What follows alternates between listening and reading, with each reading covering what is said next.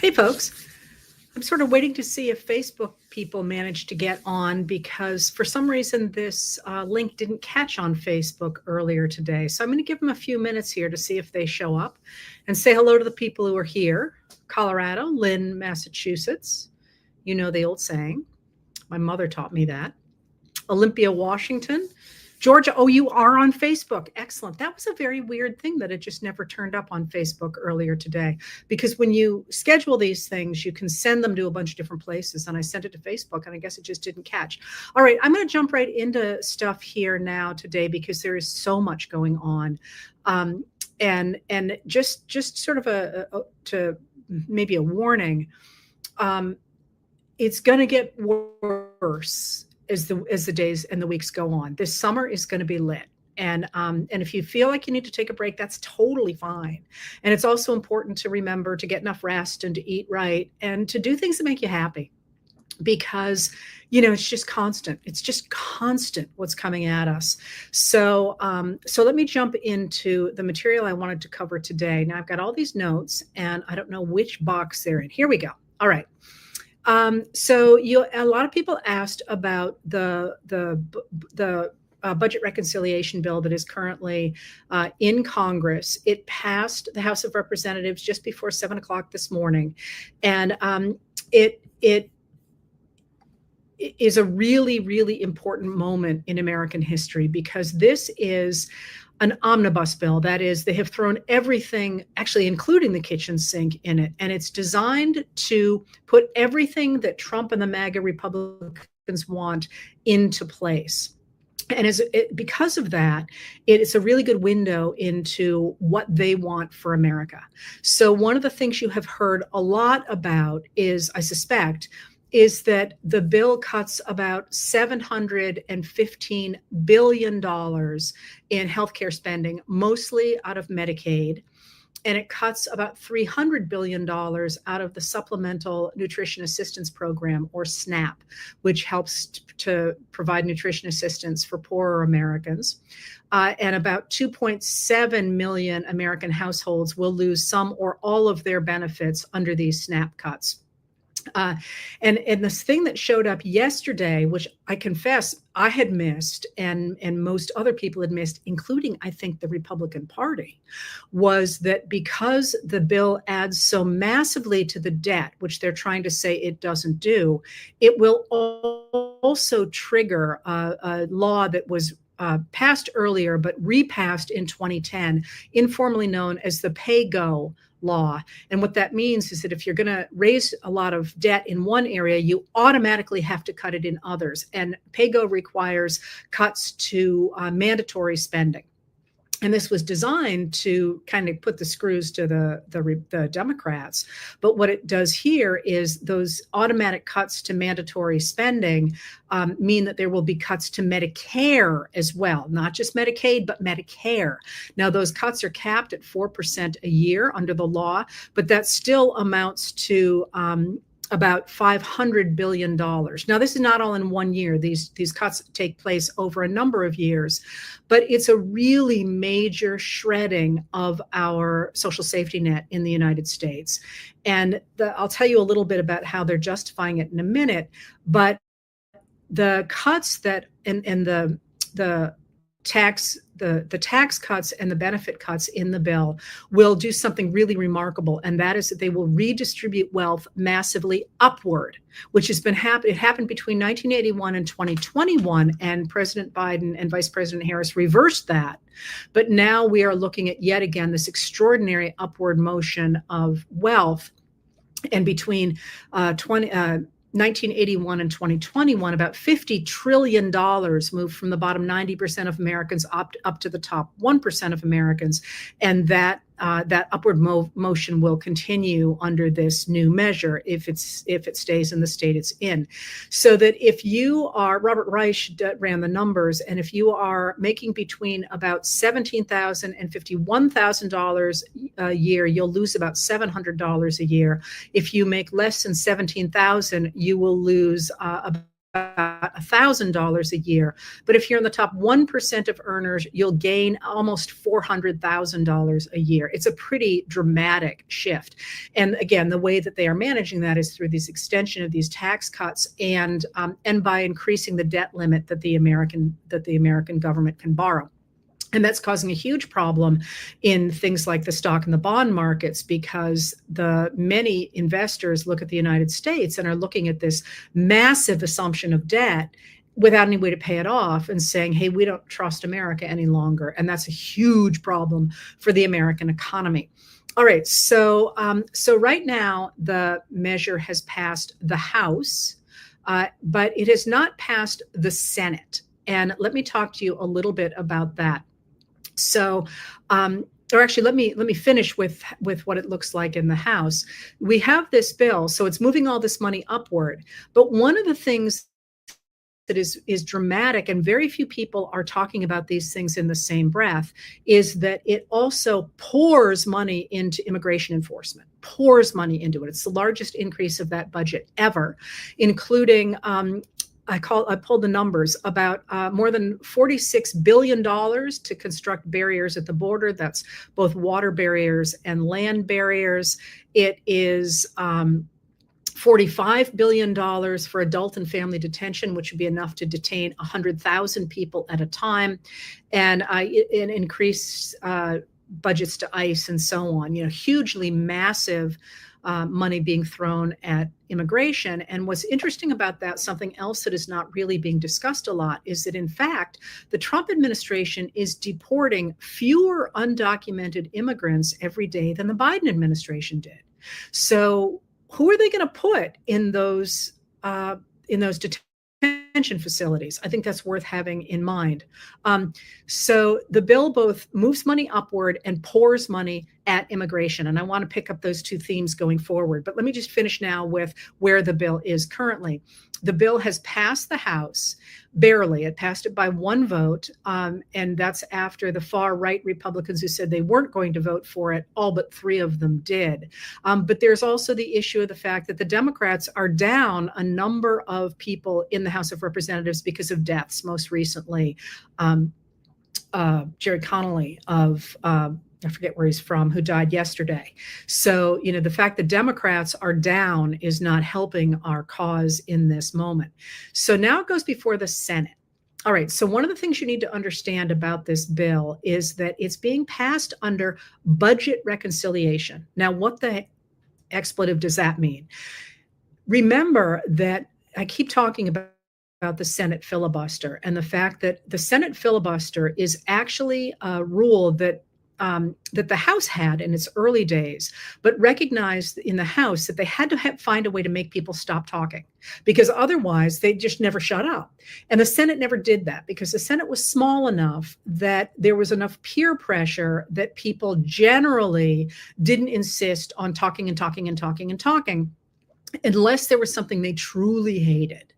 And in that case, which was almost always over laws that were going to increase racial justice or racial equality, in that case, they had to hold the floor. The same way that Cory Booker held it in the House. That was not a filibuster. Held it in the House. I'm sorry, he was in the Senate too. That he held it the other day. Although it wasn't a filibuster because he wasn't stopping anything. But remember, he wasn't allowed to give up control of the floor. He could lend somebody his time, but he couldn't say, I yield the floor, which is what he finally did after 25 hours. So in the Senate, you can do that. You can filibuster by holding the floor. But they changed the rules a number of years back, a number of decades back, to say that you didn't actually even have to hold the floor. You could just say you were going to do it. And that's how the Senate ground to a halt, because anybody who didn't like a bill could just say, well, I'm going to filibuster it. So we now have this situation where in order to get anything through the Senate, you have to have 60 votes. You have to have a supermajority to break the filibuster. It's called cloture. And then you can have a normal vote, which I can't tell you how many problems I have with that, but that's not the point here. The Senate recognized that it had to make some exceptions for the filibuster or nothing would ever get done. And one of the things that they filibustered were budget matters that needed to get through every year.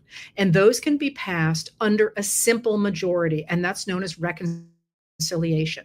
So this measure is going forward as budget reconciliation so that it will not need to get Democratic votes. They can do the whole thing with Republican votes.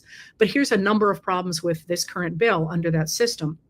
That is, first of all, that the parliamentarian, the person in the Senate who is nonpartisan, although it's usually appointed by one party or another, is a lawyer and says, listen, this is going to pass muster legally, and this is not. You can't put in a rule about goldfish in a bill about the budget. You just can't do it. And normally the Senate listens to the Senate parliamentarian and tries to make what they do fit what the parliamentarian says.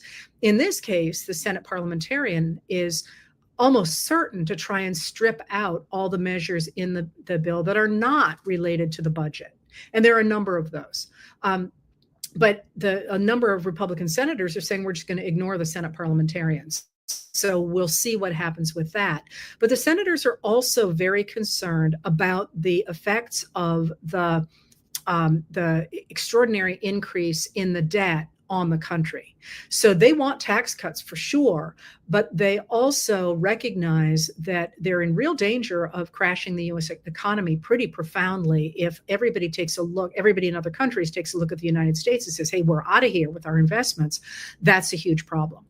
So the Senate, the bill is a lot more extreme coming from the House than the Senate is likely to pass, at least willingly. Now, that being said, it has always been sort of a sneaking suspicion on my part that a number of the members of the House pass stuff hoping somebody else is going to stop it, because there's a lot in this measure that's a lot to worry about. So now it's in front of the Senate, and the Senate has already said, we're going to tear it up and write it again. We'll see, because Trump is putting a huge amount of pressure on them. But now is the time, if you care about this, to put a huge amount of pressure on them yourself. Call every day and really make your voices heard on it. But the reason I wanted to start with the idea of the money moving upward combined with this extraordinary investment of money into immigration or undocumented immigration is because those two things are absolutely related. And it's going to be really important for Americans to understand that. So one of the things that has always been an issue in American history anyway, is this big fight about when we look at moments like this in our history, there's always this fight is this about economics or is this about race? And I mean, now that I've said that, think about every discussion you've ever heard about politics in the United States. And the problem with talking about them that way is they're both the same in the United States. You can talk about money and it's a cover for race, or you can talk about race and it's a cover for money. They absolutely go together. And one of the things that has absolutely gone together in our history is the attempt of very wealthy people to move money into their own hands by stirring up racism. It's just a thing. So that focus on immigration and this constant sort of immigration porn, if you will, of Homeland Security Secretary Kristi Noem standing in front of the caged individuals at the CCOT prison in El Salvador, the videos of people with the clanking chains and all that, that's really designed to turn out a base that is white nationalist, that wants to have a white country in the United States of America. The United States of America has never been a white country. That is a complete myth. And what they are trying to do is to impose this white nationalist, white Christian nationalist vision on a multicultural country. And it's not going to go well, let me tell you. But let me unpack that just a little bit in the next 15 minutes here. So while people are watching this bill, people like me are watching this bill, a lot of other things have been going on, and I'd like to tie them all together. So one of the things that happened yesterday was President Donald J. Trump met in the Oval Office with the South African president, Cyril Ramaphosa, and accused his country of South Africa, of white genocide. Now, this is a myth. South Africa has very high homicide rates, but they are not exclusive to white farmers. And the white farmers make up about the white South Africans, who make up about 7% of the population of South Africa, do own about 75%. It's off the top of my head. Those numbers are probably a little fuzzy. About 75% of the land, which is a whole holdover from 50 years of apartheid. So what Trump did is he kind of ambushed the president of South Africa and tried to insist that the South Africa was engaged in white genocide. And one of the pictures that he showed was not even from South Africa. It was from, I think it was from the Democratic Republic of Congo. I don't remember, but it was from a country that is a war-torn, very much a war-torn country right now. And he said at the time that this was what Elon Musk wanted. This attack on the Black president of South Africa is what Elon Musk wanted. Now, what he is doing with that, and with his insistence that there are white refugees from genocide in South Africa that are welcome in the United States, is really hammering this racism, this idea that America should be a white nation, and this goes back through from the present through the 1960s and the attempt of Black Americans to be able to vote, through the 1940s and the desegregation of the U.S. Army, through the 1920s and 30s when we get a neo-Nazi movement in the United States, through the 1920s when we get the revision, the resurrection of the Ku Klux Klan, largely out of Indiana, through the turn of the century when we see the rise of lynchings really taking off after about 1889. And I could explain that whole thing now, but you've got a lot of racial lynchings after 1899, and then you go 1889. And then you go even back further into Reconstruction. You have the same thing happening there. And before that, of course, the elite enslavers who are deliberately using racism to continue to get the poor white population to support them because they are able to concentrate wealth in their own hands through that. Trump is 100% tapping into that and trying to convince modern Americans to look away from this concentration of wealth, this extraordinary concentration of wealth, by saying, hey, you need to be afraid of the Black and brown Americans in your midst. Let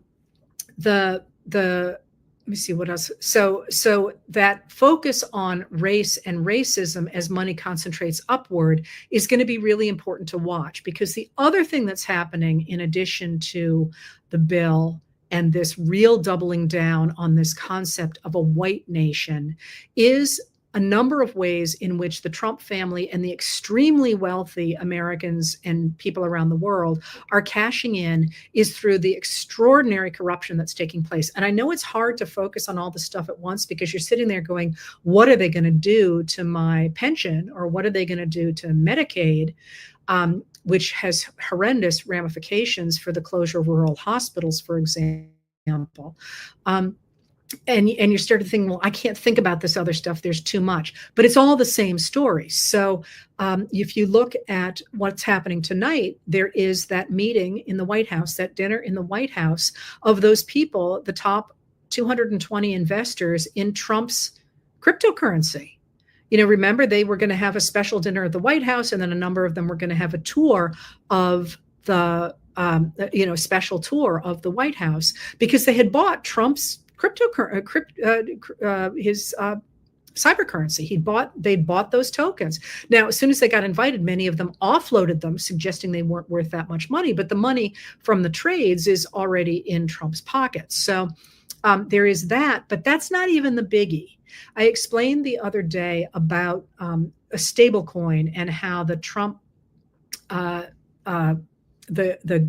organization that is the umbrella organization for Trump's digital coin, cryptocurrency, has come out with a stable coin. And a stable coin is different from normal cryptocurrency, which you shouldn't think of as currency. You should think of it as an investment, like a Beanie Baby or a tulip, or something can go up and can go down at huge rates. But stable coins are supposed to be more stable because they are pegged to some country's currency. And the way you make money with a stable coin is if somebody buys your stable coin for you to hold it, usually, you can then trade with that money and you get to keep the interest, whatever you get in the trading. So it can be extraordinarily profitable. Well, as of last night, the Trump stablecoin is trading on, let me see if I got the name of it here. I don't. It is trading on with a cryptocurrency exchange that has been banned in the United States after it admitted it was laundering money, and it had to pay a $300 million fine. Now, as of last night, the Trump stablecoin is trading on that crypto exchange, on that cybercurrency exchange, cryptocurrency exchange. So, they're really throwing themselves into cryptocurrency, and the opportunity for the corruption in cryptocurrency is really, really off the charts. But that's not the only place we're seeing the kind of corruption that is moving money upward. We're also seeing it in a story that came out from ProPublica today that talks about how before Trump announced his big tariffs on April 2nd, Liberation Day, more than a dozen US officials sold stock. So they sold it high, the market collapsed, and I suspect they bought it back, or they bought something else at lower levels, which has a number of advantages. First of all, you've locked in a profit, but second of all, then you can take you can write off the drop in the value when you buy at a lower value. So it's a great tax thing. It's a great way to handle taxes, and we know that's been happening. And then again today, the Trump administration accepted that plane from the Qatari government, that plane that he wanted from the Qatari government, that the United States taxpayers are now going to put $1 billion into to get it up and running for Trump. And not they're saying it's for the U.S. Air Force, but it's not. It's designed after Trump's term, then to go to his presidential library where he will continue to use it. So it's essentially a gift to Trump, a gift to Trump from the Qatari government. So what you're seeing here is this attempt to move money upward legally and to get people to accept it by doubling down on the idea among Trump's base that what Trump is doing is protecting them from things like white genocide. I mean, it's a fascinating argument in this moment, because of course that is precisely what the elite enslavers argued in 1859 after John Brown's raid, that unless Black Americans were kept enslaved, they would kill their white neighbors. And really Trump's doubling down on that. It's not really Americans' reality now that there is a white and a black, the way that there, division, the way that there was in 1859. But the fact he's drumming on that just shows you how deeply it's embedded in the United States. But there's more than that in this moment. And that's, I think, that with the idea of moving power and wealth to the very top, you not only have the racism that Trump is tapping into, but you also have the rise here of the tech bros who want to get rid of the American government, like Elon Musk, because they want to get rid of regulation and they want to gather as much money as they can into their own hands, which you're seeing with, for example, the US government forcing countries to accept Starlink, Elon Musk's satellite company, into their countries before America will say it will do a deal with that country. And South Africa, I believe, is one of those countries.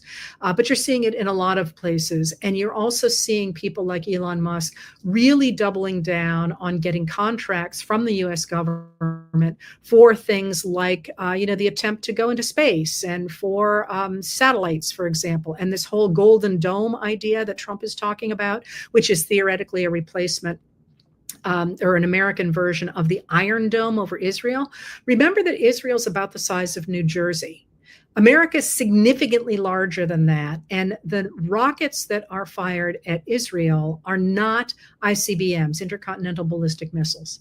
So the engineers who are looking at this are like, this is a complete boondoggle. There is really no way to stop an ICBM a bevy of ICBMs. You can stop 2 or 3, but they usually come in groups of more than 100, that you can even do this. But what it will do is it will pour money into the pockets of people who have satellites. And that, of course, would be Elon Musk in the United States.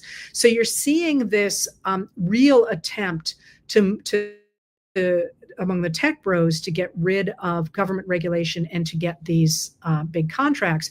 But you are also seeing Christian nationalism. And this is from people like J.D. Vance, just did a recent interview about this. And he talks a lot about getting rid of the other, getting rid of immigrants because it will make America lose something. Again, straight out of the 19th century. That's the language of the KKK, for example. So certainly the language of the Ku Klux Klan in the 1920s, certainly the language of the neo-Nazis. America has never been a white country. White Americans, white male Americans have dominated the government, but it has never been a white country. So he is really looking to reinforce this anti-immigrant vision because he is planning to impose Christian nationalism, to impose Christianity. And you can see the increasing, this has been worrying me for a while.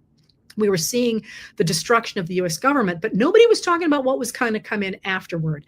And now you're starting to see the real emphasis on Christian things, on Christian rules, Christian laws in the United States of America, which is, of course, a complete rewriting of our history. So now, if that's all the bad news, where what should we all do? Should we all go hide on under the desk? And I do want to emphasize that there is significant pushback on all of this. So even where I started with the big bill that they are talking about, a lot of that got significantly cut back because there was such an outcry from the American people and from the Democrats, who did things like read aloud the clause in the bill that called for getting rid of taxes on silencers for guns and to get rid of taxes on tanning beds, things that were designed really for a small group of Republican interests. They had to cut back on their original desires for cuts to Medicaid. There have been a lot of pushback on these actual measures in the bill, but there's also been huge pushback from the courts. The courts are really holding up so far. They are really pushing back and saying, no, you can't do that. This is not okay. The decisions come down every day with them saying, no, it wasn't legal for you to get rid of the Department of Education. No, it's not legal for you to impose funds, and so on. However, so far we are seeing an increasing refusal of the administration to abide by the courts. So this is the other piece here, and that's that the administration, by trying to single out people of color, usually migrants, but not always, trying to single them out, what they are doing is they are collapsing our legal system, especially over the issue of immigration. But once it's gone, it's gone. They're collapsing due process. They're collapsing the idea of paying attention to courts. They're collapsing all of that with, again, the idea of constructing a nation in which a very few, very wealthy, rich, white, and usually Christian men rule the rest of us.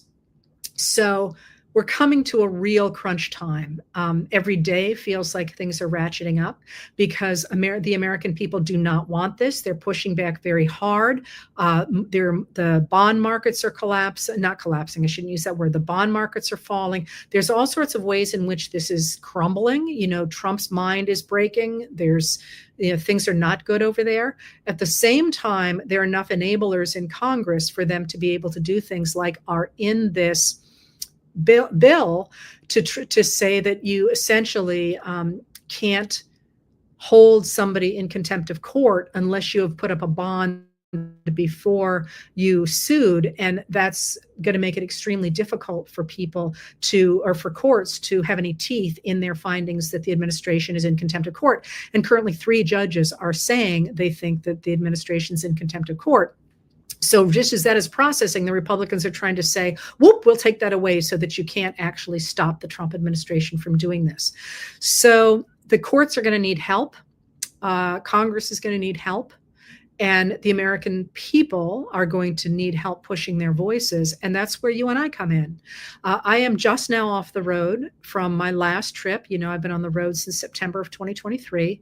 And this is what I'm going to be dedicating myself to, is getting the word out on what's going on and how to push back against it. So once again, I would urge you to do a number of things. Call your Congress critters every day. There's the 5 apps thing on your phone you can use. Get together with friends to make sure you don't feel alone. Participate in local government, your school boards, your town government. Participate in your state government. Call people, tell them what you want. Go to town meetings, whether they're held by Democrats or Republicans. Speak up, write letters to the editor, and definitely get involved at the national level, where you, as I say, you call every day, but you also talk a lot about what matters to you. Now, that's not all you can do. You can also make sure that you spread videos on social media, you spread information on social media, you push back against lies on social media. Because, for example, one of the things that you see is Republicans saying, we're not hurting Medicaid. We're not hurting Medicaid. We're helping Medicaid. But what they are arguing is that by cutting Medicaid, they're getting rid of waste, fraud, and abuse, which will make the program stronger. Similarly, in the past, they've talked about making Social Security available only to many, many older people. And they say we're making it better because we're going to guarantee it doesn't run out of money. Well, in my book, if you get rid of those programs, you're not strengthening them, you're weakening them. And just a reminder that the United States is significantly behind any of the 38 other nations, 38 total nations, so 37 other nations that are comparable to us in theoretically being democracies and in having market economies, in the amount of taxation our people bear. We're even significant. We're almost at the very bottom. There are 38 countries. If we even got to average, not the top, but average, we would have trillions more dollars to spend every year. But we've had such profound cuts since the 1980s. We're down there, right very close to the bottom.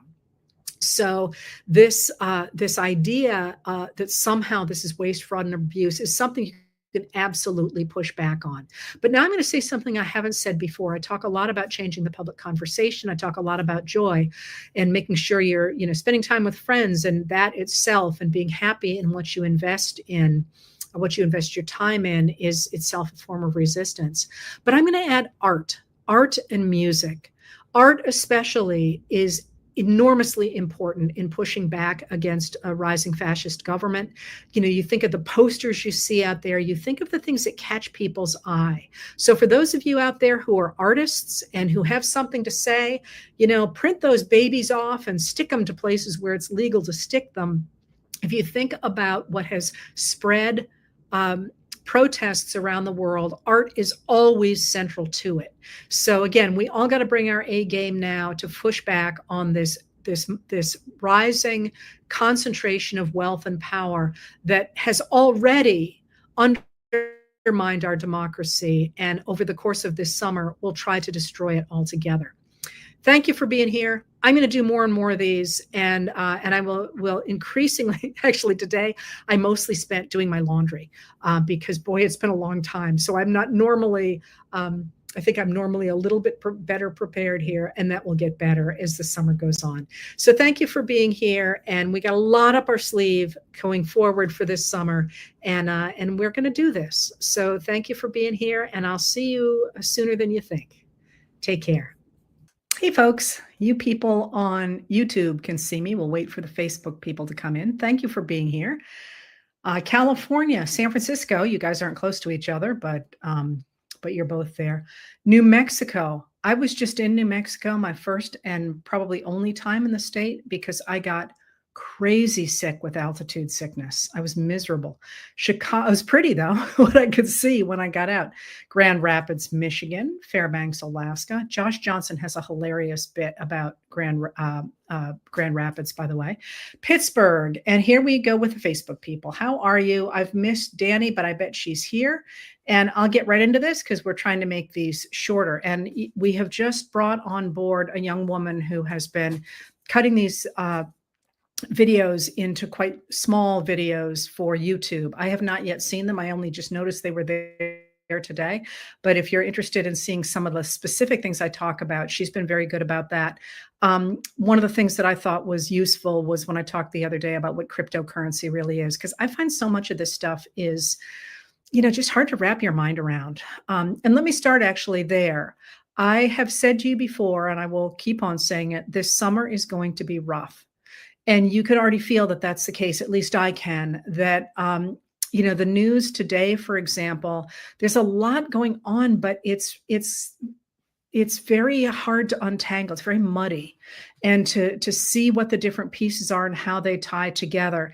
And it feels very overwhelming. And I'm figuring if it feels overwhelming to me, who spends my life digging into this stuff, it probably feels overwhelming for other people. So I'm going to talk a little bit about that as we get toward the end of this 30 minutes and how to sort of resist that and to push back against it.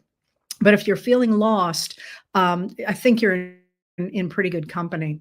All right. So one of the things that almost everybody asked about was the budget reconciliation bill that the Republicans are trying to get through Congress to get to Donald Trump's desk to sign.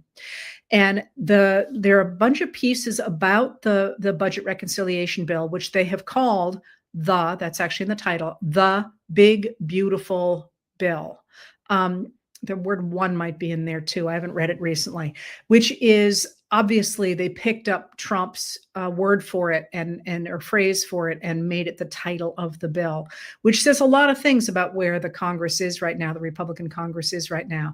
But it's important to remember that this bill has everything in it that is on the wish list of Republicans. So it's kind of the whole kitchen sink, and that there are a lot of pieces in it that are generally quite unpopular, and that are, some of them were stripped out of the bill when Democratic representatives pointed them out and sort of made fun of the Republicans for putting them in. Things like, for example, tax break on tanning beds, So there's a lot of things in that budget reconciliation bill. But one of the things to remember is that budget reconciliation is one of a very small number of bills that cannot be filibustered, which is why the Republicans are throwing everything in there. They want to be able to get it through under budget reconciliation with a simple majority vote. And so there's a lot of stuff in there. And now there's a lot of pieces to it that are now in front of the Senate that mean it's not going to be smooth sailing there. But let me explain what some of those are. First of all, the bill itself explodes both the deficit, which is the difference between how much revenue the Treasury takes in every year and how much it pays out. It's going to explode the deficit, and it's also going to explode the national debt, which is the accumulation of all those deficits. So today, for example, I think it was today, White House Press Secretary Carolyn Leavitt said this is going to take on the deficit and we're going to fix the deficit. And that's just a flat up lie. I mean, that's just simply not the case. The bill explodes the deficit. And for those people who are concerned about the deficit and the debt, they're not happy with this. And that includes, crucially, the bond market. And the bond market has been reacting quite badly to this bill. And as you know, that Moody's downgraded the U.S. credit from a AAA rating to AA1 rating, which says they too are very worried about this idea of extended deficits and increasing the debt without any way to pay it off. And this is not actually something I was going to talk about today, but I just can't resist throwing it in every time I talk about the debt and the deficit. Until 1981, when we ran deficits and we were concerned about the debt, we did the obvious, which was to raise taxes and on the people who could afford it. And we have done the opposite since 1981. We have been slashing taxes on the wealthy. And that also is in this bill. It slashes taxes for the wealthy and for corporations. And it actually costs money for the poorest Americans, and it dramatically cuts services. So one of the things that you're going to hear repeatedly and already are is people like House Speaker Mike Johnson, a Republican of Louisiana, saying, well, we're not cutting Medicaid. That's a lie. We're not cutting Medicaid. In fact, they are dramatically cutting Medicaid. But their argument is they are only cutting waste, fraud, and abuse. And you'll see the same thing over cuts to Social Security. And by in that case, they're not actually making the cuts yet. What they are doing is they're making it so difficult for people to jump through the hoops to get Social Security, and they're doing the same thing with Medicaid, that there's just going to be fewer people enrolled. People are going to lose their health insurance because they can't figure out the paperwork. So this is actually a dramatic set of cuts to Medicaid and to supplemental nutrition assistance programs known as SNAP, which are the modern version of food stamps, which actually have a really interesting history in the United States. I should write about that.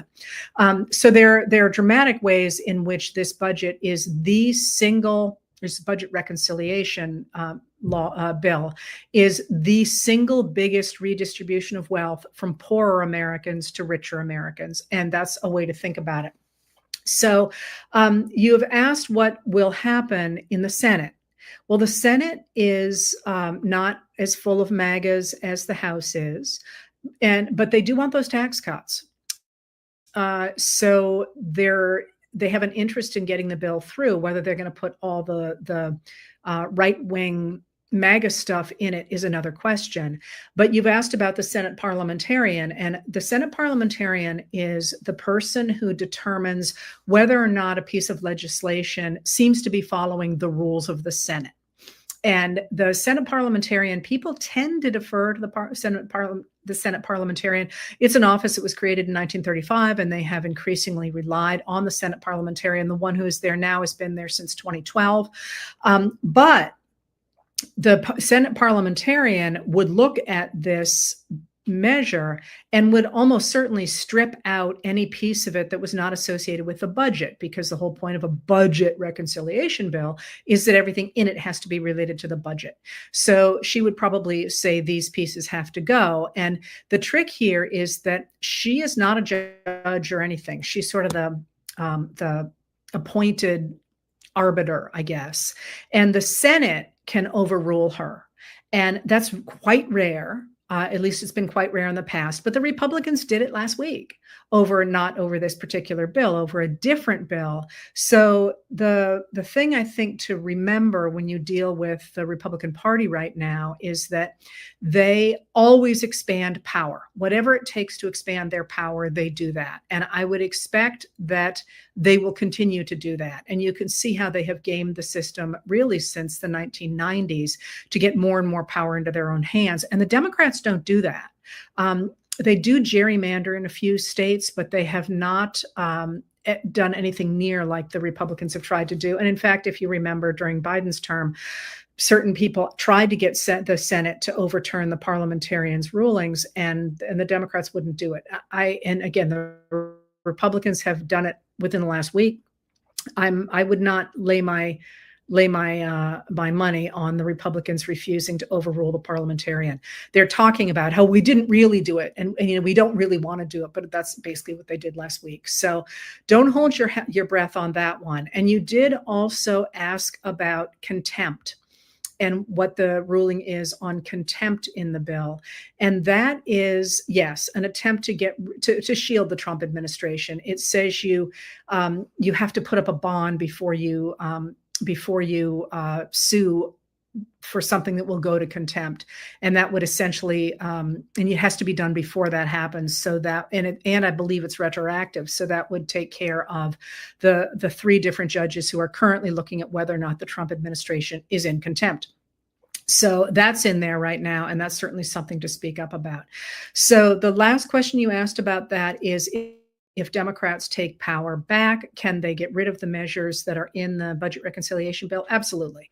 But obviously, this is designed to provide funding for this past year. It is what it is, and then they have to do it every year. So that's where we stand with that. Now, you also asked about Harvard and what's going on with Harvard. And here's something that I'm going to sound really scary for a while. And I'm sorry about that, but I think we have to face what's here. And that's that, as I wrote the other night, the MAGA Republicans are trying to destroy education in America. And they've said so. This is not me, having a tinfoil hat and saying, oh, there's something terrible out there.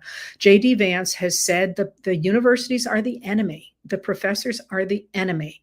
And he wants to do what has been articulated by some religious leaders as taking down the main pillars of society, because they believe that those pillars of society have been corrupted by what they call liberalism. Now, let me back up a little bit here. We're first with the pillars of society. That's business, that's education, that's culture, that's religion, obviously, that's government, that's the media, and I'm afraid I've forgotten the seventh one. But they have these pillars that they want to destroy because they believe they have been infiltrated and corrupted by what they call liberalism. Now, once again, liberalism, if you're listening to me, you're a liberal, even if you're a Republican. Liberalism is just the idea that what the government should do is it should protect the rights of individuals. That's liberal, the idea of freedom, liberal. And in the United States, liberal meant keep government small because they worried about an oppressive government squishing individuals. And under Theodore Roosevelt at the turn of the last century, who was a Republican, by the way, that definition flipped so that in order to protect the individual, people like Theodore Roosevelt and the progressives believed you needed a strong government to hold back corporations, is what he was really concerned about, who were, destroying people because they could do whatever they wanted. They didn't have minimum wages. They didn't have safe factory floors. They didn't have any of that stuff.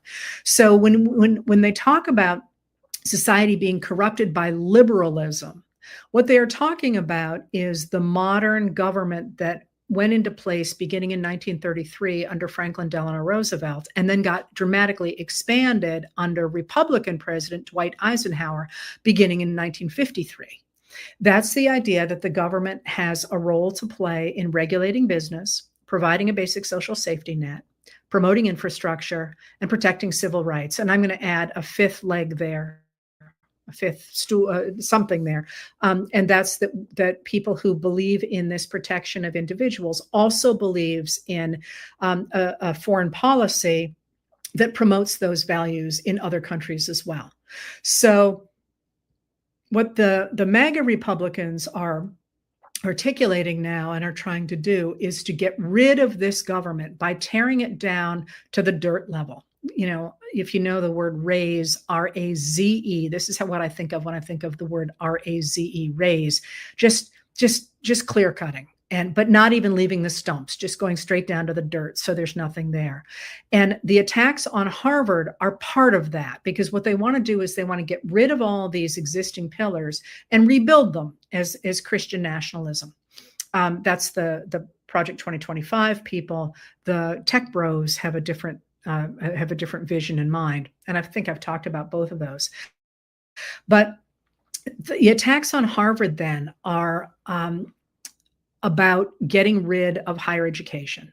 And, it didn't start with Harvard. It actually started with the New School in Florida, where Christopher Rufo went in and decided to get rid of this university the way it was, and to get rid of all the sort of programs that they had there, and replace them with big football, and replace them with what they considered, sort of a good, solid education, which is really quite right wing. And if you've been watching this at all, they essentially destroyed the school altogether. And then, of course, they put, what's his name? Was it Ben Sass in charge of the Florida universities? And he got in incredibly hot water for basically being, giving great jobs to his friends who never showed up, and so on and so forth. But so this idea is not to Harvard first, but Harvard, of course, is the crown jewel in this university image.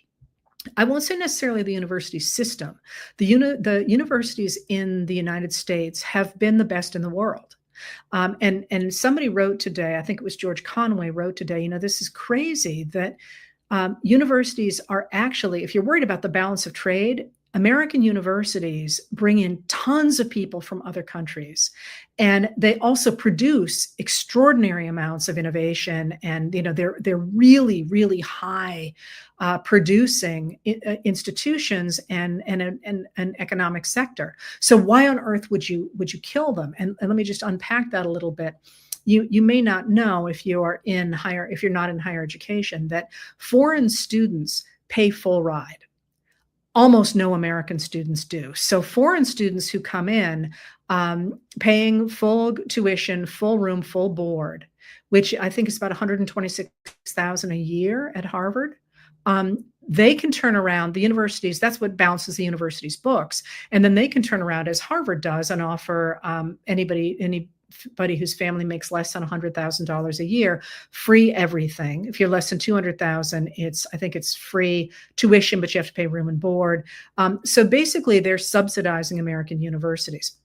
So by getting rid of them, which it was first an attack on Harvard, and now apparently the State Department says it's not doing any student interviews as of today, but of course that's being challenged in court. They're ripping the economics out from under those universities. And similarly, I read somebody on a MAGA board saying, well, why are we giving money to Harvard anyway? And listen, all my upper degrees are from Harvard, by the way, and I would be the first to say there are many reasons to have a beef with Harvard. And that's why one of the things I say is Harvard is just an astonishing school. We have a lot of astonishing schools in the United States, which would be an interesting thing to talk about someday. But the idea that somehow the government is doing a favor to universities by funding their research has the equation exactly backward.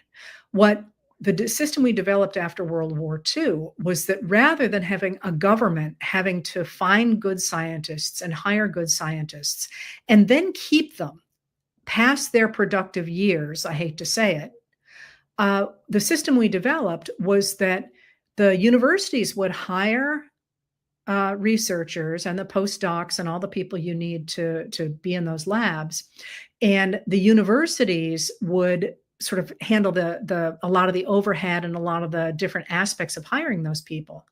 And the government could sort of parachute in and get the best of the best every year or for every experiment. So instead of saying, oh yeah, here's Jane again or Joe again, we're just going to have to keep funding them, even though at this point they're just playing tiddlywinks in their lab. I exaggerate, but you know where I'm going with that. Instead, every year, the government gets to say, okay, who's doing the cutting edge? Who's the best out there? And they apply for grants, and those are peer reviewed repeatedly. And, they're very, very competitive. They're very hard to get. So instead of having to manage everything with overhead, the government sort of parachutes in and says, yeah, we like that project. We want to hear more about that. Here's some money. And then if it doesn't pan out, or if they decide they don't like the way it's going, they can pull that back.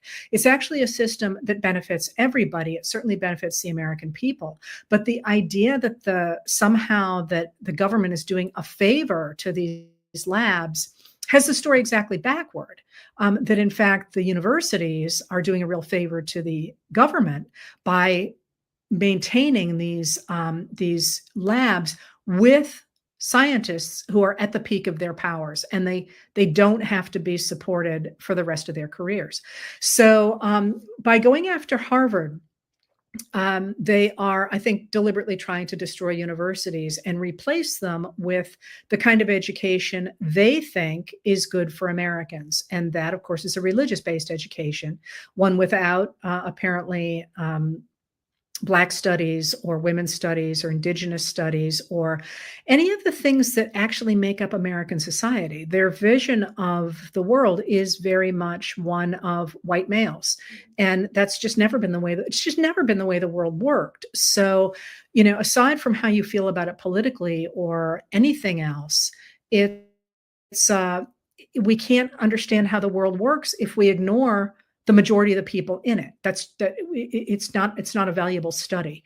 And one of the things that I always think about when we talk about the history of enslavement and the way people used to talk, for example, about John C. Calhoun's plantation, focusing on John C. Calhoun, he didn't do very much. The people who made the economy and the society and the religion and all aspects of that community work was everybody but him. So erasing them then was a problem, and certainly erasing them now is a problem because we can't understand how the world changes unless we study the people in it. And that's, that's what I do for a living, right? So that's where we're going with Harvard. I think Harvard is pushing back. It's very hard for a lot of people to push back because they're not actually canceling they're doing it in such a vague way. It's hard for universities to know if they've lost the money or not, and they're trying to get it back. And it's actually Josh Marshall at Talking Points Memo is on that. And it's hard for people to push back. All right, so some things you didn't ask about, but that are very important that I wanted to put in here. The first is the Department of Government Efficiency. Theoretically, Elon Musk has left it. That's ridiculous. In fact, what he has done is he has embedded his operatives throughout the US government, and they are collecting our data.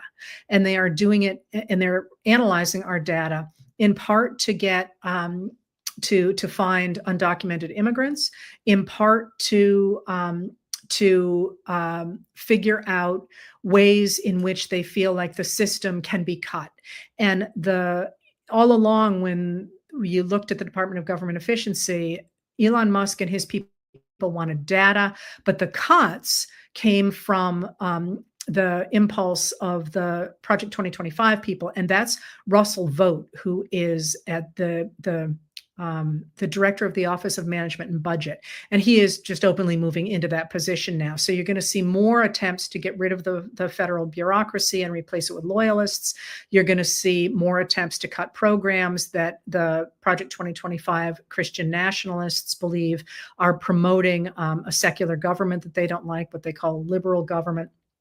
And that is still very much there. Please do not lose sight of that, because that's really, really important, that there is an agency that is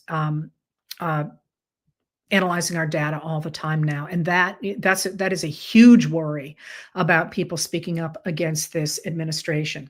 All right. I would also like to point out another piece here that you didn't ask about, but that has jumped out to me. See, it's hard. I started out by saying it's hard to figure out what's going on. Here's all these pieces.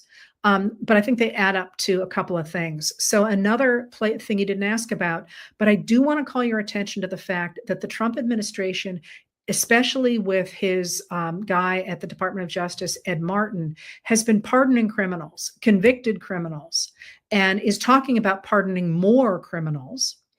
And at the same time, the Department of Justice, under Attorney General Pam Bondi and the administration, has been throwing into third country prisons people who have not been committed of crimes and have not even been charged with crimes, which is absolutely a violation of the Constitution. It's a violation of the Due Process Clause in the Constitution, which says that every person, not every citizen, every person has the right to due process. So you have this funny thing going on where they're pardoning convicted criminals and imprisoning people who have not been convicted of anything or charged with anything. And that's a deliberate attempt to destroy the rule of law. And you see this again with attacks on judges as well, and with the judges now speaking up and saying they need their own security system because they don't trust the Department of Justice any longer. That's going to be really important going forward, because one of the things that we know is authoritarians always go after the rule of law, and they lose when people turn out in the streets to protect the rule of law. So that's going to be something important to, like I say, it's going to be a rough summer. We're going to be wearing out a lot of shoe leather this summer. So you asked about another thing too. You asked about impeachment. And here's the issue with impeachment. All of what we are facing in this country is completely solvable. The framers put in the Constitution a way to take care of Donald Trump. Somebody said, what is he doing stuff that's illegal or unconstitutional? Yes, since day one. I mean, my head has been exploding since he got there and said he was going to impound the funds that Congress had appropriated for, at that point, USAID, because that's illegal. It's illegal under the 1974 Impoundment and Control Act, and it's illegal under the form of a system. It's unconstitutional under the system of our government. So again, until I shouldn't give a date. as recently as 1974, the Republicans took a president who had broken laws and impeached that, or they passed the House Judiciary Committee passed articles of impeachment, and the House said it was going to pass those articles of impeachment. And the senators actually went to Richard Nixon and said, "We're going to convict you. You need to resign." That's how he resigned. That is what should be happening now. And it is not. The Republican Party is enabling this behavior. So one of the things that you asked is who is to blame for this moment? And I would say this belongs to the Republican Party. And again, this is, I wrote the history of the Republican Party. It was a grand party at one point. It was literally called the Grand Old Party. That's where we get GOP, the Grand Old Party. It is no longer. Now it is MAGA, and it's essentially a cult. It is MAGA, and those people are responsible for keeping Trump in office. And you asked, are they threatened? Yeah, I think probably some of them are. I think some of them are true believers. I think some of them are hoping he'll go away. And that's really important to remember, because what the Supreme Court is doing and what the Republicans are enabling is the creation of an extraordinarily strong president. And that's the idea of the unitary executive, which came into popularity under Reagan in the 1980s, when Republicans began to dislike the idea of elections. They started to not trust the people on the streets, because they tended to vote for Democrats, and they tended to vote for Social Security, and they tended to vote for programs that were good for a lot of people, when what they really wanted was tax cuts. What the Republicans really wanted was tax cuts, which, as we know, moved more than $50 trillion up from the bottom 90% to the top 1% between 1981 and 2021. That's what they wanted. So they started to back away from the idea of our constitutional system, which lets voters put in office a government to which they give their consent to live under. And in the 1980s, the Republicans began to argue for the concept of the unitary executive.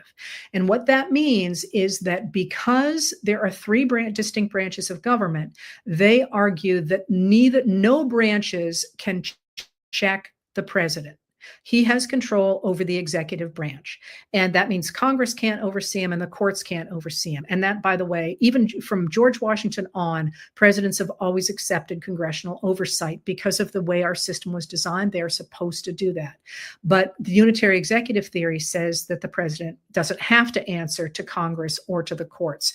And you saw this just last week when the Supreme Court said that Trump has the right, which is new, really new, to fire, I think, again, the precedent, I think, was 1935 off the top of my head. It's called Humphrey's Executor, has the right to fire the heads of independent agencies that have been created by Congress that he doesn't like, because those agencies are created in the executive branch. And so he can just get rid of those people. And the Supreme Court said he could do that. Now, it certainly seems as if the Supreme Court and the Republicans are taking a look at Trump and recognizing that he is seriously deteriorating right in front of our eyes, and just expecting that he's going to move off stage and they will get their fantasy unitary executive. Who that's going to be is not clear. I'm not sure J.D. Vance is their fantasy, but certainly is the fantasy of the 2025 people. And that sweeps in at least Samuel Alito and Justice Clarence Thomas. So that piece is moving as well. And that's the larger picture here is this idea of essentially creating what they call a unitary executive, but what is essentially a king, a dictator. And they prefer that than the idea of having people vote. And you can see this with the attacks on voting this is one of the ways in which the court has pushed back against Trump. He wants to control voting in the United States. And the courts say, no, you can't do that. So, by the way, does our Constitution. All right, we're reaching the end here, and I want to leave you, after showing you that picture, now I want to leave you with some hope. I want to point out once again that Trump is not okay. And I'm pushing this idea, and a lot of other people are, but you don't need me to look at it. Listen to it. Look at the fact that the White House is no longer producing transcripts of his speeches because they're unhinged. And incidentally, if anybody wants to create those transcripts, here's how you do it. There is an app called Voice Memo. There may be others too. I use Voice Memo. You can literally hold it up to your laptop and record a speech, and it produces a transcript. Now, then you have to go back and check it again, but it's a really fast, easy way to get a transcript if you're interested in doing that. But they're simply not producing those things. They're really cleaning him up and trying to make him look better than he is. So as we're looking here at reasons to be hopeful, Trump is crumbling. And that does beg the question of who is actually making the decisions in the White House. And you've heard me speculate before that it is Stephen Miller and Kristi Noem, the Homeland Security Secretary, making decisions about immigration, and that it is Russell Vought making the decisions about cuts. And for a while it was Elon Musk, but I think he's just out there grabbing data at this point. So there is that, and there is also the fact that the courts are standing up to Trump. And it's very much worth supporting your judges, supporting judges, and again, we're going to be marching for the rule of law. Universities are standing up. Lawyers are standing up. They're walking away from firms that cave to Trump and standing up against him. Corporations are standing up against him. There's a lot of resistance out there, but I want to talk about us today. And that's, I'm sorry, somebody just asked about the 25th. Trump set the 25th up very, very intelligently. You need the cabinet to 25th somebody, and this cabinet's not going to do that. As I just said, it's the Republicans who are responsible for this. Obviously, I'm not denying that the people actually doing the acting are responsible for their behavior, but the Senate and the House of Representatives could stop this at any moment. And they, instead of trying to stop it, they are encouraging it. Now, they may not do so once they get their tax cuts. That's a different kettle of fish. If you remember the last time around, once they'd gotten their tax cuts, they backed way off him. Maybe they'll do the same thing now. But I strongly urge you to call your senators, call your representatives, call anybody who is involved in any way with the government, and obviously, as usual, to work at the local level, at the state level, and at the national level, but also to do this, to make it really clear that this administration does not have popular support, and it does not. More people voted for somebody other than Trump than voted for him in 2024, and his popularity is underwater in every demographic at this point. So the sense that he is a juggernaut is in your head. It's not real. So one of the things that I would urge you to do is to stop listening to the people on social media who say it's all over, there's nothing we can do. That is deliberate. That is a deliberate way to try and undermine resistance. And you can see it. You can actually basically set your watch by it as these bots come out and trolls come out when it hits daylight in their country or wherever they're operating from. So forget that. But remember that we must all work together to defend democracy. And that means no freaking purity tests, man. We know this from any time people fight back against a dictator. You must work across party lines. Anybody who's willing to stand with you, you can disagree about everything. And I got to tell you, sometimes it just kills me whose voices I am amplifying. But in this moment, the same way they did in the 1850s, no purity, we just got to work together. And that's imperative wherever you are on the spectrum. And the funny thing is, on the other side of this, the same as after the Civil War in the 1860s, a lot of people switched sides. They came out looking very different when they came out than they went in. And I've talked about that before, how Edwin Stanton, who was a Democrat and supported Lincoln only for the war, was so distraught at Lincoln's assassination that his friends thought he was having a mental breakdown. He was just wandering around Washington, D.C. sobbing. So, we don't know what's going to be on the other side of this because the issues will all be different and the alliances will all be different, which is kind of cool, actually, if you think about it. So work with everybody so long as they are working for democracy. And here's something that I've said before. This is about art as well as about being in the streets and so on. Really good artists, musicians, step up. This is your time. Posters, all that makes a huge difference. They catch people's eye. They spread messages. And also, one of the things that is a mistake is to focus only on the few ringleaders that are in the news all the time. They are supported by enablers. And there are in the House of Representatives and in the Senate a number of Republicans who are very vulnerable in an upcoming election. And the and there could be more even. Remember, Democrats have been overperforming by 12 points since the 2024 election. Those people, pulling those people out, pressuring those people, and also paying attention to the extraordinary corruption scandals, which somehow are getting a pass now, especially if there's a corruption scandal in your state. In Ohio, I'm looking at you. Montana, I'm looking at you. Florida, I'm looking at you. Texas, I'm looking at you. Mississippi, I mean, I could just keep on going. Mississippi, I'm looking at you. North Carolina, I'm looking at you. Did I say Florida? That's up there too. Those corruption scandals matter. And not necessarily the people at the top of the chain, but the people who have supported them. This has to be an across the board attempt to fight for our democracy. And there's so many of us. We just need to get that focus on how to do it. And as you do that, one of the things I keep saying is remember to think about what you want, what your issues are, and to speak up about those, because those coalitions will come together too as we go forward. And, people say they're mad that there isn't somebody articulating them right now. Actually, we've got a whole lot of people from across the spectrum articulating a lot of different ideas, and some I like and some I don't. And I suspect you feel the same way. We want a lot of ideas, because from a lot of ideas, we will get a new vision of what this country can be.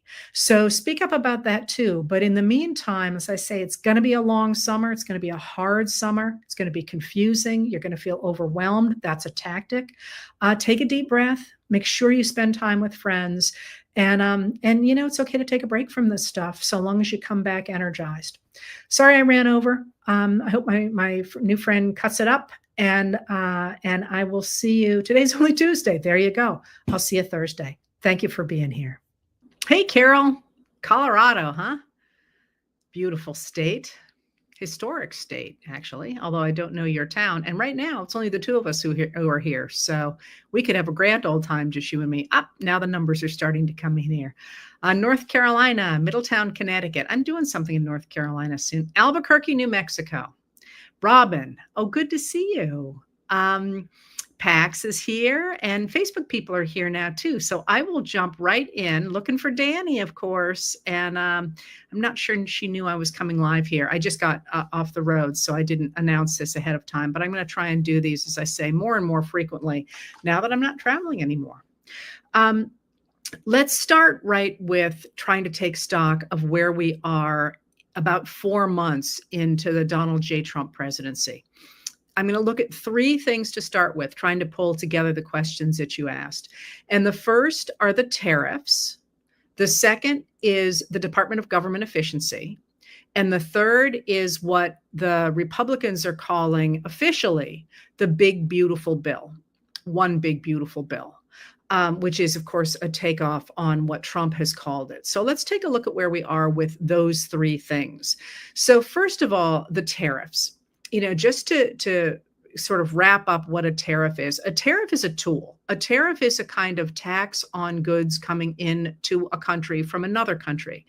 And Trump maintained during his campaign that he was going to create tariff walls around the United States that would enable people in the U.S. to pay off the national debt and to pay off the real gap in the deficit between the money that comes in every year and the money that goes out every year. And we've been operating in the red since Bill Clinton. Bill Clinton was the last to balance the budget. He argued that foreign countries pay tariffs, but that's wrong. It's always been wrong. And anytime anybody tried to tell him that, he was insulting about it. But the truth is that consumers pay tariffs, and the country that is inside the tariff wall pays the tariffs. That's just the way it happens. And right now, economists estimate that Trump's tariffs have so far cost the United States about $34 billion. And that number is going to go higher, of course, during the summer. So Trump's idea was he was going to create this tariff wall that was going to enable the U.S. to offload the cost of paying for its deficit and paying for its debt. And some people say, well, Biden used tariffs, and it's true. Like I say, tariffs are not inherently good or bad. They are a tool that can achieve the society that a country wants to achieve. And what the United States has focused on for, more than 40 years now has been the idea of trying to lower tariffs so that if things are made in other countries more efficiently than we can make them in the United States, and I'm going to throw out avocados here, for example, and sometimes electronics, things like that. You don't want to have high tariffs on those things because you want them to come into your country. But if you're trying to protect an industry in your country, like we try and protect the wine industry, you put a tariff on that so that it costs more for other countries' product to come into the country. So tariffs are just tools, and different presidents have used them in different ways, but we have not had a tariff wall around the country since the Great Depression. The idea that it's a good thing for the country to create this tariff wall really went out with the crisis of the Depression, when countries realized they needed to have trade with other countries in order to prop up the world economic system. So Trump tried to do this thing, but he had a real problem with the fact, first of all, that it didn't work, but second of all, that he didn't have the power to do it. So the Constitution gives the power to levy tariffs to Congress, and to Congress alone. So he took that power, and he took that power under something called the International Emergency Economic Powers Act. And I had to look that over at my notes to tell you what that was, because it's usually abbreviated. And if you see these in letters, in articles right now, and you see IEEPA, and you're thinking, what on earth is IEPA?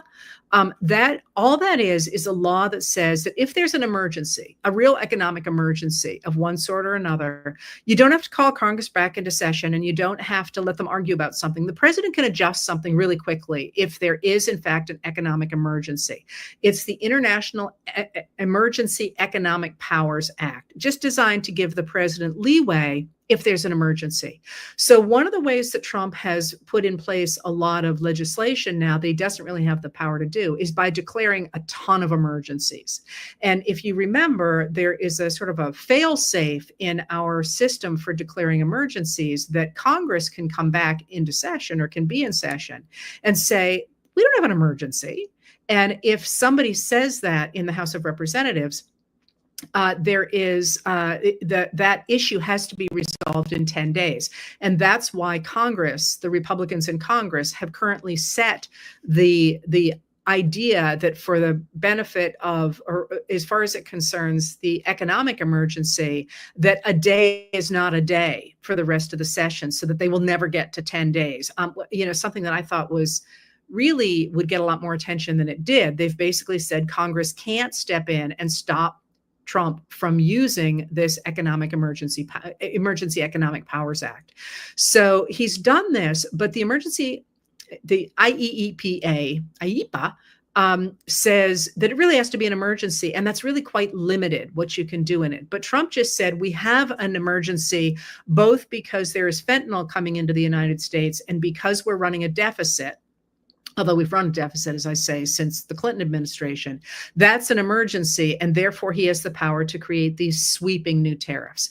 Well, of course, as you know, there have been all these fights over tariffs, and one of the things that's happened is that Trump has threatened enormous powers and enormous tariffs, and then he's backed way off on them. And one of the things that people like me are watching is that there is this real drop in the market when he threatens a high tariff, and then he backs off and the market pops back up. And it's pretty clear some people are riding those dips and rises and making a lot of money off it. So one of the things that happened last week was that somebody involved in the financial industry said to the Financial Times that Wall Street is talking about taco trades. And that isn't the actual taco, but if you've seen images of tacos around today and you've heard people talking about tacos and you're thinking, what on earth is going on? That's a reference to the idea that Trump, T, always A, chickens, C, out, O, taco. And that argument is that showed up in the Financial Times was that traders have recognized now they can buy cheap when the market tanks after Trump threatens a high tariff, because they can assume he's going to chicken out and it's going to come back up later. So they're talking about taco trading.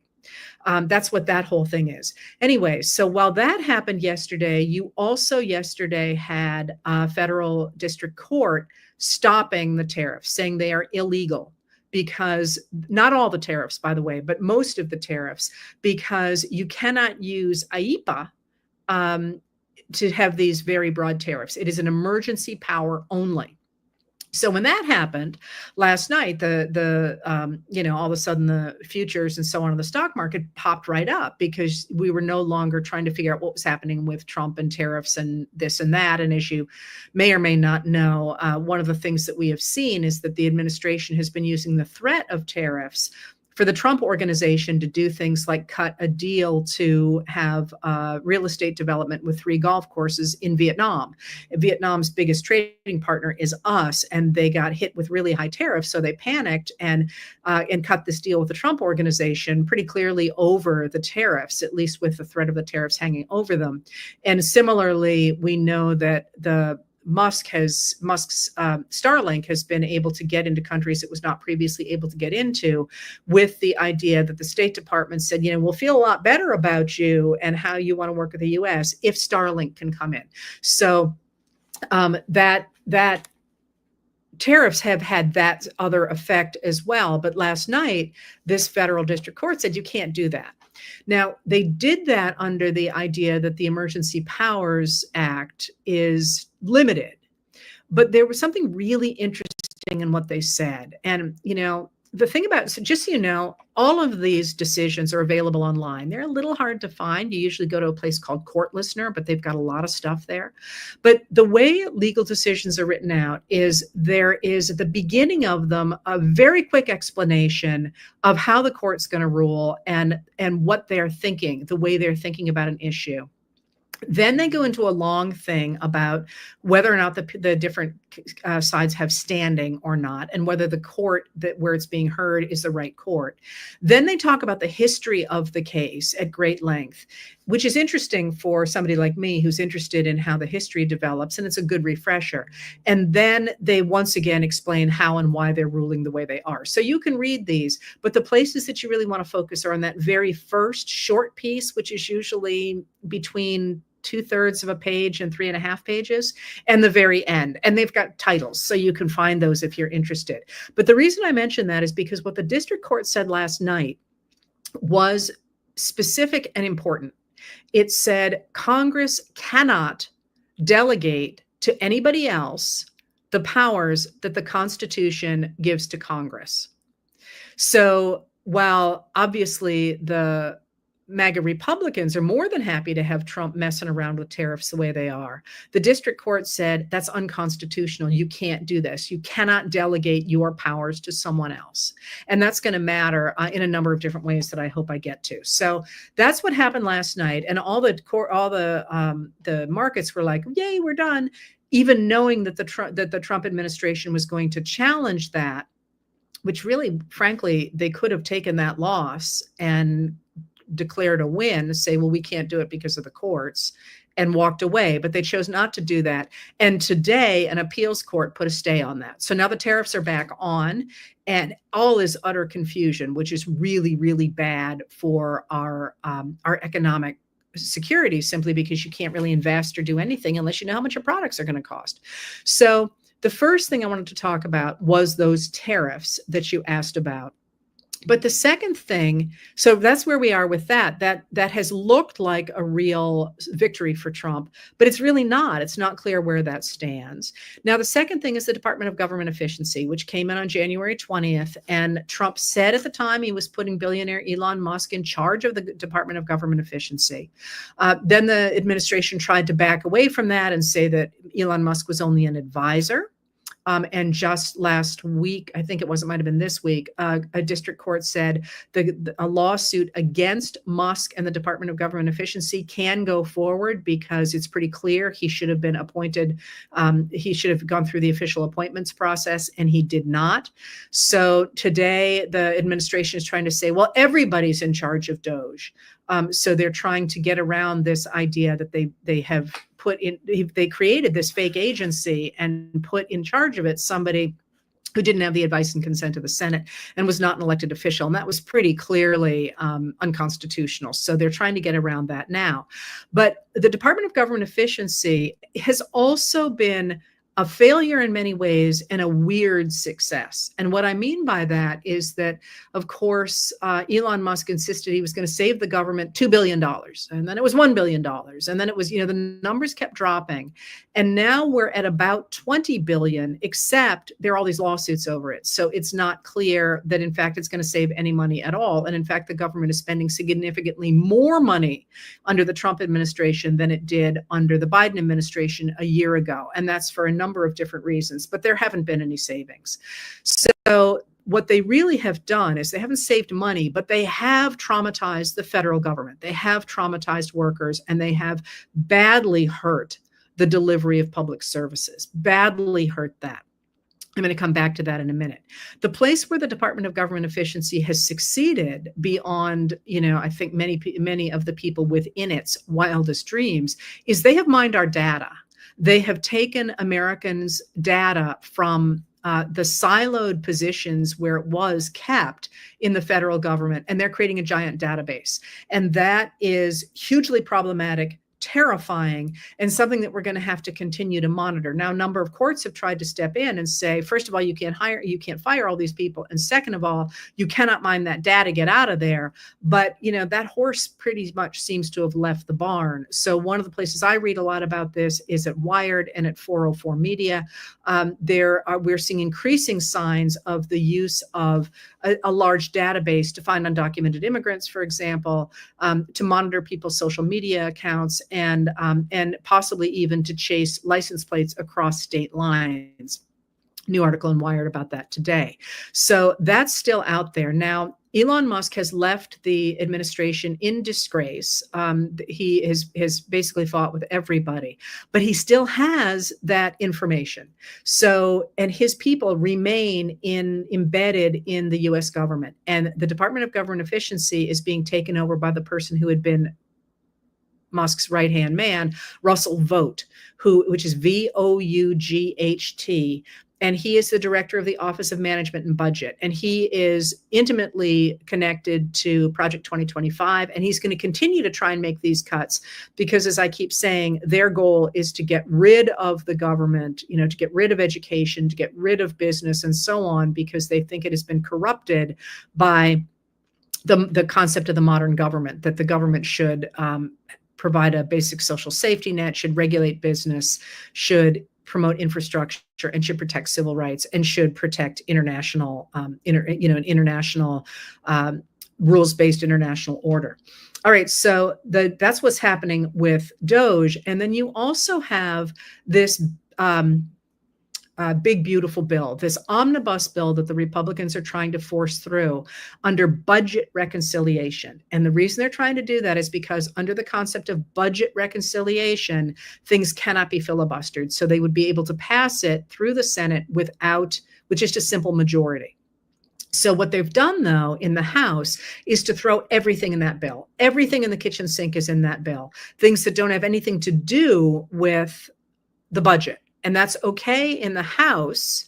It's not okay in the Senate, where the Senate parliamentarian is almost certainly going to say, this really doesn't fly. You need to strip those measures that don't have anything to do with money out of the bill. Now, the Senate could and probably will ignore the Senate parliamentarian, which is a very rare thing to do. But there is this big problem of this omnibus bill with a lot of crap in it that the Senate doesn't like. So right now, that measure is in the Senate, and the senators are already saying, we are not passing this way because we have a number of very vulnerable senators, including Tom Tillis in North Carolina, Susan Collins in Maine. There's about 8 or 9 senators who are really in trouble because of how unpopular MAGA Republicans are, and they don't want to pass that bill. So that too looks like it's stalled. Now, one of the things that you asked me about is there anything in that bill about elections? I do not believe there is. I believe that which has been circulating on social media is a misnomer. Trump has gone after elections in 2 ways. One, through an executive order, when he first took office, and the other this week with a lawsuit against the state of North Carolina. And he's definitely fighting against elections. I do not believe currently that is in this omnibus bill.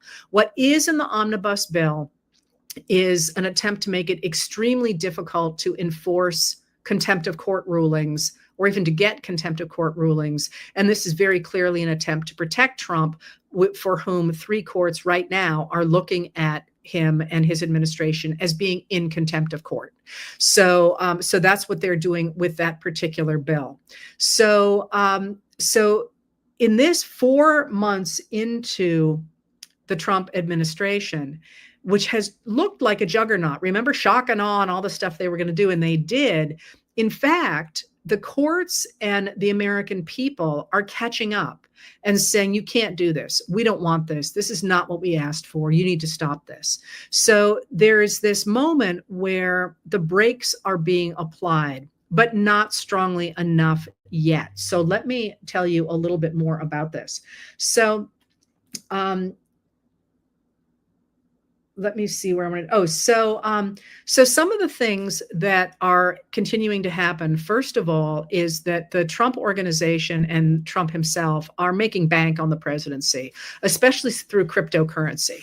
This is the biggest heist in history. It's the biggest scandal in the American presidency, and I think they're not getting a lot of traction in terms of pushing back on it because most people don't understand cryptocurrency. And I explained it in a previous video. I don't have time to re-explain it now. But we need to be watching cryptocurrency and the ways in which Trump and his family are making money off it and how they're making money through things like the tariff that I just talked about. There is also the extraordinary crisis of the attack on science and the attack on medicine. And that is a huge crisis. One of the things that came out this week is that although Secretary of Health and Human Services, Robert F. Kennedy Jr. insisted he wouldn't mess with immunization schedules. In fact, they have. And one of the things that they have said is that they don't any longer recommend that pregnant women and small children get the COVID vaccine. And this was a surprise to the CDC and its pediatricians, and the College of obstetricians and gynecologists came out right away and said, please don't do that. Please get those vaccines because, in fact, COVID is still deadly for infants and for fetuses, infants, and fetuses and infants. You should read up on that. But one of the things that they're doing there, I've talked before about how Kennedy doesn't believe in germ theory. He believes germs exist, but if your body is healthy enough, it won't have a problem with germs. That's belied, of course, by our understanding of germ theory since the 1870s. I mean, we've been at this a while. And as I say, the proof is written in every graveyard, and the lack of the babies' gravestones once we get vaccines for things like measles. It's really dramatic to a historian. But remember, he is deeply tied to the wellness industry and the influencer industry. And the more that you delegitimize science and doctors, the more power that industry has and the more money that industry will make. So one of the things we saw coming out this week from the Department of Health and Human Services was a report that purported to make an argument. And of course, somebody checked the notes and it was citing studies that didn't exist. So that is still out there. But one of the other things that I think we're really starting to see is enormous frustration on the part of Trump, who is mentally deteriorating. That's obvious to anybody who's watching him, and the mainstream media is now finally talking about it. But he needs instant gratification, and that is part, I think, of why he loved the tariffs. Everybody paid attention to him when he suddenly said, we're going to have 135% tariffs. No, they're going to be 20. No, they're going to be, he can command attention, and he loves attention. But I think one of the reasons we're seeing all these pardons coming out now is because they're unilateral. You asked me if you can reverse a presidential pardon. No. In the Constitution, they are final. They are a get out of jail free card for a federal offense, not for a state offense. And and they're immediate. So people beg for them. In at least one case, it appears they have handed over more than $1 million to Trump to get one. It's a huge problem that that we are in a place where we have a president who feels like he is immune from everything and is willing essentially to sell pardons. That would be something that I think we have to deal with going forward because of the idea of a corrupt president. That being said, the Constitution provides that when you have a president like Trump, the Congress is supposed to step up to the plate and impeach him. This would not be a problem if the senators and Congress people were doing their job, which is basically what the court said when it said Congress can't delegate its responsibilities to any other branch of government. And what they meant by that was the tariffs, but that also applies to the Department of Government Efficiency, which again was never real and was impounding the appropriations Congress had made illegally under both the Constitution and under the Impoundment Act of 1974. Once Congress has provided the money, the executive branch has to spend it, and DOJ simply was not doing that. So I think Trump has found himself extremely frustrated and is doing these pardons. They're a problem, but they wouldn't be a problem if Congress was, in fact, sticking up for its own power. And one of the reasons that it is not doing that is because the MAGA Republicans, and I think the Republican Party in general now, has lost faith in democracy. They no longer trust the idea of people voting. This is why they're trying to get people away from voting. And they are focusing on what they call the unitary executive. And the Supreme Court is definitely doing this, where they're trying to curtail the power of Congress in order to give that power to a president, because once you get your president in office through things like Citizens United, he then can act as a very small group of Americans want him to. And we know about 4% of Americans like Project 2025, even fewer like some of the other things going into power. So I think what we're seeing now is this frustration on the part of Trump, but we are also seeing the surprise on the part of the MAGA Republicans, who kept insisting that the government didn't work and that it would be easy and they could step in and they could get stuff done. And what they're discovering is they don't know how to write budgets. You know, Dan Bongino was on TV, I think it was this morning, complaining about how much work it is to work at the FBI because he's used to being, you know, a MAGA influencer on his own schedule. This actually involves a lot of work. And you're also seeing what James Madison identified way back, even before the Constitution, and that is fights within MAGA over religious doctrine. So today we got the report that Rick Grinnell in the administration has fired Floyd Brown, who was the vice president who was installed at the Kennedy Center, because Floyd Brown is a Christian who is dead set against gay marriage and homosexuality. And Rick Grinnell is a gay man married to his husband. Now they're both, or were in the administration, but they're already starting to fight, which is exactly what Madison identified as a key reason not to have church involved in state. Everybody who keeps saying, oh, we want to make it a Christian nation, this next question should always be, who's Christianity? Because all of these flavors of religion are different in sometimes ways that look really small to people outside them, but they're huge for the people inside them. So we're starting to see the flagging, I think, meaning the slowing down of this administration. Now, that being said, I kept talking about Trump's frustration. One of the things that really jumped out to me last night was when he posted on Truth Social a meme of him looking sort of like a film noir character walking on a dark city street that looked wet at night. And he had Pepe the Frog behind him. Pepe the Frog is a universal symbol now of the alt-right, of the sort of violent militias. And in his statement around the picture, it said that he was on a mission from God. And it said, it used a quote directly from the QAnon conspiracy that said that means that the deep state, members of what they call the deep state, are going to be arrested. And this reminded me very, very much of what he kept doing with the alt-right after the Unite the Right rally at Charlottesville, Virginia in August of 2017. And then what he did in September 2020 when he told the Proud Boys to stand back and stand by. I think he's sending a message to all of us that if he doesn't get his way, he's going to call the kinds of people that he pardoned or commuted the sentence of yesterday, gang leaders and so on, to wreak havoc on American society. So I'm going to end here with a question that all of you asked. I said last Tuesday, I guess, that I thought the summer was going to be ugly and to be prepared for that. And I frightened a lot of people. And what I meant by that was that the higher costs of tariffs are going to kick in this summer. So are the cuts that the Department of Government Efficiency has made to a number of social services. And those are going to ripple throughout our society. Prices are going to go up, and people are going to find it harder to find the services that they've had in the past, and they're going to be angry. Trump is going to get tripped up again and again. And I'm sorry, let me just add here quickly. You asked where we are with Kilmar Abrego Garcia. That is still being argued in the courts, and the administration is simply not really trying to cooperate at all.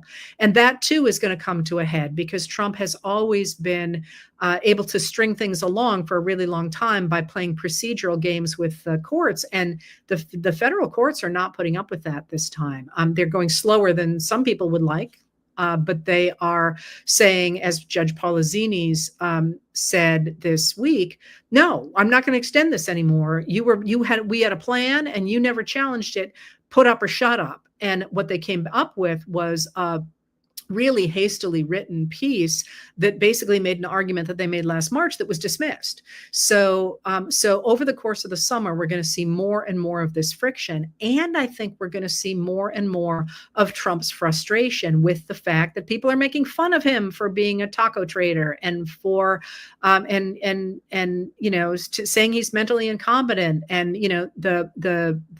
the different ways in which there's pushback against him. So I am expecting tempers are going to be high this summer, and that the administration is going to be as threatening as it possibly can be. And yet, the reason that they're frustrated and the reason they're in this place is because the American people are pushing back. And now is not the time to say, okay, well, the tariffs might be going away. Now we can, play tic-tac-toe.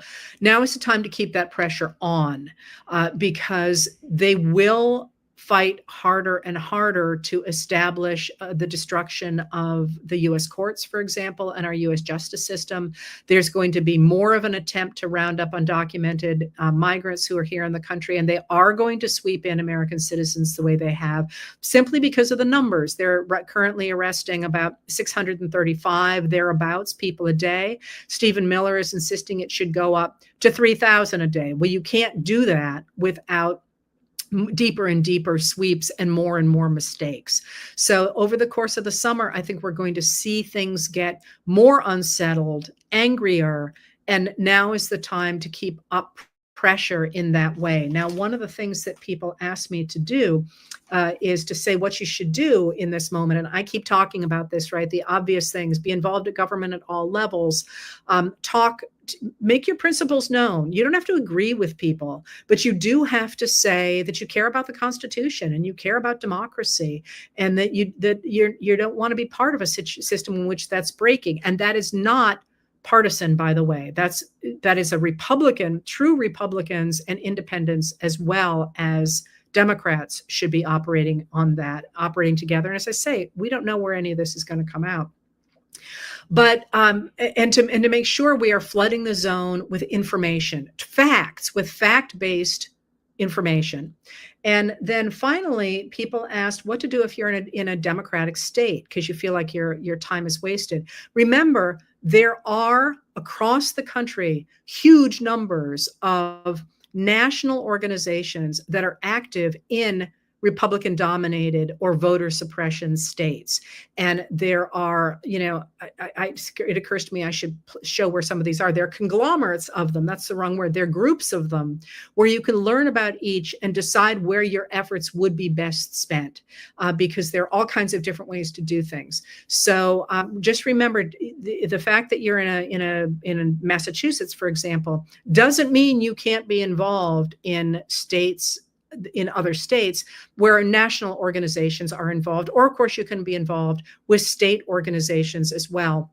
And there are a number of wonderful ones. I work in a number of different states because those are the places where gerrymandering, for example, is being taken head on. So look for national organizations that operate in those states. And also you can look for state organizations. And I will try to remember to post some of those.